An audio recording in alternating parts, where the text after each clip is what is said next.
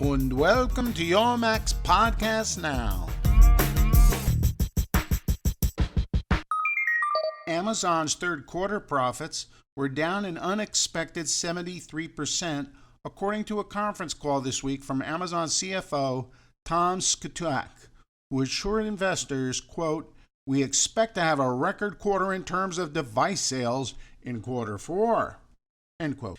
Simultaneously, net sales increased 44% to $10.8 billion in the third quarter, compared to $7.56 billion in the third quarter 2010. Excluding the $371 million favorable impact from year-over-year charges in foreign exchange rates throughout the quarter, net sales would have grown 39% compared with the third quarter 2010.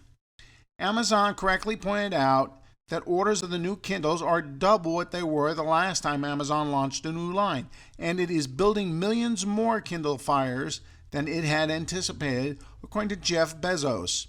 So where did all the money go? Well, Amazon spent $760 million on technology and content in the quarter, up 74% from a year ago, and it invested nearly $1.6 billion of fixed assets, including internal use software and website development, which is double the amount it spent a year ago, basically investing for its future. Amazon is also investing in overall capacity, including beefing up its fulfillment centers so it can deliver those Kindles without too many hiccups. But for the most part, it is spending in advance of its rollout of new Kindles and the digital media they are designed to envelop. And Amazon will need to pay out a lot more in streaming licensing fees to the Hollywood studios if it wants to catch up to Netflix and Hulu. But with the Kindle Fire, it expects to have a built-in audience of millions of people for streaming films. They announced that they already have agreements with 20th Century Fox and PBS, allowing the millions of Amazon Prime members to instantly stream a selection from more than 12,000 movies and TV shows from partners such as CBS, Fox, PBS, NBC Universal, Sony, Warner Brothers, and many more. In a move that could address criticisms environmental groups have leveled at Apple, local permits have revealed that Apple is looking to build a solar farm across from its massive data center in Maiden, North Carolina, according to Apple Insider.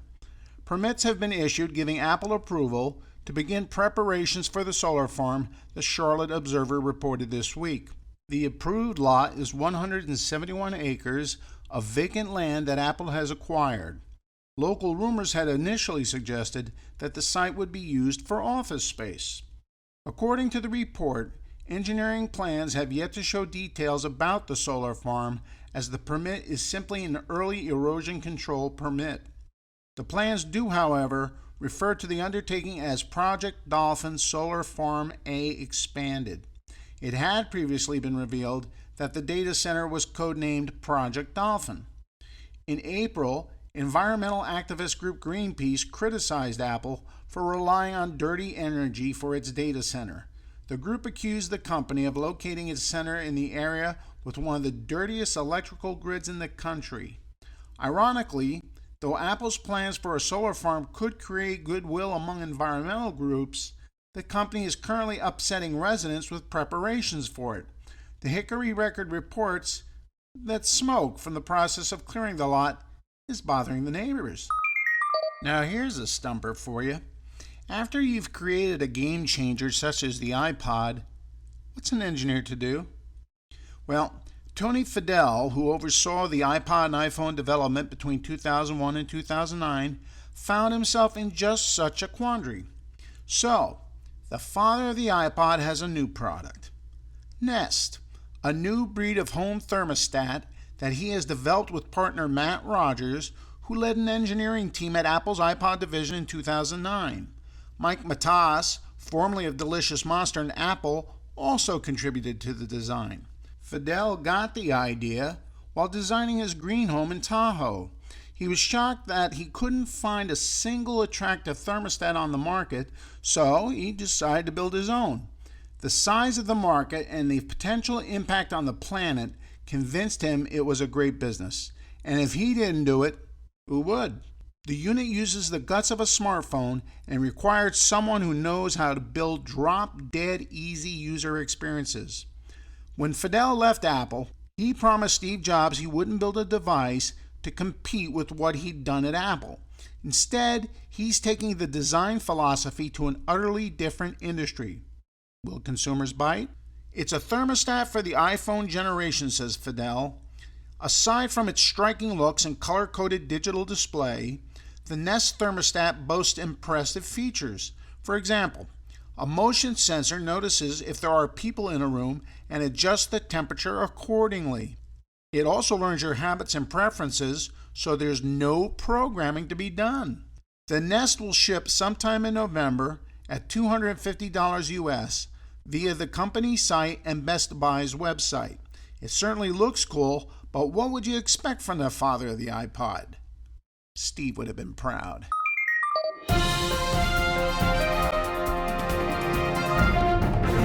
Truth triumphs fiction! And now let us hop that midnight train to Georgia. Police in Georgia say a suspect in a car break-in used a phone stolen from the vehicle to take his own photo, which was then posted to the car owner's Facebook page. The Atlanta TV station WXIA reports that Henry County Police Major Jason Bolton says the phone was set to automatically post images on the social network site.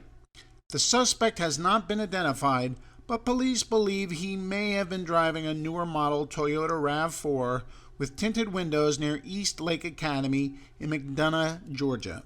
Police ask that the public be careful approaching the suspect, as he may have no common sense whatsoever. Due to a mix-up, I'm sorry, but I have to apologize. We have no op-ed this week. So instead, I'd like to take this time to draw your attention to an inexpensive gem of an app on the App Store that you should really pick up. SCOtutor for Lion. If you're familiar with Don McAllister's indispensable podcast, Screencasts Online, or his occasional op-eds on this program, that is when he's not counting his money, you'll feel right at home with this app. And if you're not familiar with Don's work, then let this be your introduction. I just used the first chapter alone on finger gestures and increased my repertoire from 5 moves to roughly a dozen. The greatest thing about this app is that even though I've been using Mac since 1990, I still learn some new things. The great thing internationally is this app comes with subtitles in 6 different languages, with more to come. So search for it in the Mac Store and check out my soon-to-be-released review on YMPNow.com.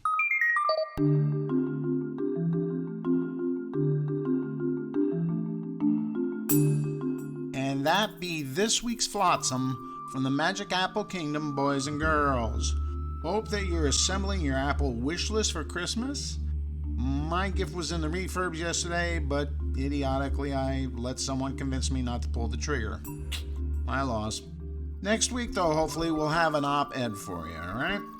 Now remember, this has been your host, the Don of Pizzas, reminding you to download, double-click, drop out.